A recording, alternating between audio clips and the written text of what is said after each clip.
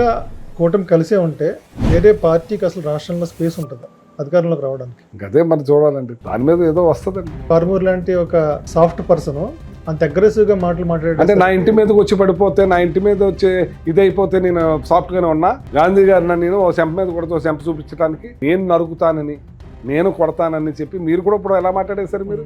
అంటే అలాగే అనిపిస్తాం. అచ్చు తప్పు. మీ ఇంటికి మా ఇల్లు ఎంత దూరమో మా ఇంటికి మీ ఇల్లు అంతే దూరం అని చెప్పాను. మీ జిల్లాకే చెందిన సెంట్రల్ మినిస్టర్ శ్రీనివాస్ వర్మ చాలా దారుణమైన ఆరోపణలు చేశారు. ఆరోపణలు చేయడమే కాదు, కొన్ని స్టేట్మెంట్లు ఇచ్చారు. ఒకసారి మీకు ఓకే అంటే నేను వినిపిస్తా. నాకు వినిపించడం అవసరం లేదు, కానీ అందరూ విన్నదే. నన్ను నరికేస్తాడంటే ఎంతమందిని నరికెళ్ళాడు ఇతను.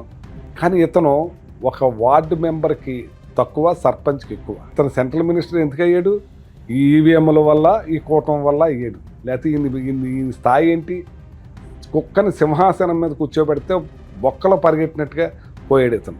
జగన్ గారు ఈ మధ్యన ఆయన కూడా కొంచెం బట్టలిప్పి కొడతాం పోలీసుల్ని, దాని మళ్ళీ పోలీసుల రియాక్షన్, దీన్ని ఎలా చూడాలి? ఈ అచ్చెన్నాయుడు గారు పోలీసులు ఎందుకు వచ్చారు, దెంగి తినటానికి వచ్చారా అని అన్నాడు. దాని గురించి మాట్లాడండి. చంద్రబాబు నాయుడు గారు ఆ డిఎస్పీని బట్టలు ఇప్పండి, బయటకు వెళ్ళనివ్వకండి అని చెప్పాడు. నా ఇంటి మీదకి జనం వచ్చారండి. బొత్స గారు 10 సార్లు ఎస్పీకి ఫోన్ చేశారండి. ఆ మొత్తం ఇంటి మీద జనం పడిపోయారండి, ఫోర్స్ పంపించమని. ఒక్క పోలీసు కూడా రాలేదు. ఒక ఎక్స్ మినిస్టర్గా ఒక్క పోలీసు నా ఇంటికి రాలే. ఇంక వ్యవస్థ ఎక్కడుంది? పోలీస్ వ్యవస్థ ఎక్కడుందండి? జగన్ గారు ఇంకో మాట కూడా చాలాసార్లు చెప్తా ఉన్నారు ఈ మధ్యన, ఈసారి జగన్ 2.0 చూస్తారు అనేది. 200%, అందులో డౌట్ ఉంది. ఏం చేస్తారు 2.0 అంటే? చూస్తారు కదా మీరు. మీరు కూడా మీరే ఇప్పుడు అరాచకాలు జరుగుతున్నాయి ప్రభుత్వం వచ్చిన తర్వాత అని అంటున్నారు. మీరు వచ్చిన తర్వాత కూడా దాన్ని కంటిన్యూ చేస్తారా? మేము అరాచకాలు చేయం. అరాచకాలు చేసిన శిక్షిస్తాం. వాళ్ళు చెప్తుంది కూడా అదే. ఏది?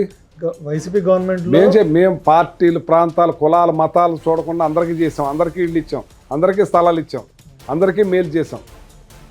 వాళ్ళకి కావాలని, వాళ్ళు చేయలేక, వాళ్ళు సైడ్ ట్రాక్ పట్టిస్తానికి పథకాలను కొనసాగించలేక, ఇలాంటి గొడవలతోటి దాన్ని సైడ్ ట్రాక్ పట్టించాలని చెప్పి చేసే అరాచకం ఇదండి. రెడ్ బుక్ పాలన ఎలా ఉంది?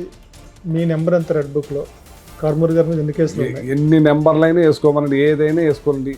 నేను దేనికైనా సరే సిద్ధం. దేనికి భయపడేది లేదు. భయపడడం అంటే ఏముంది?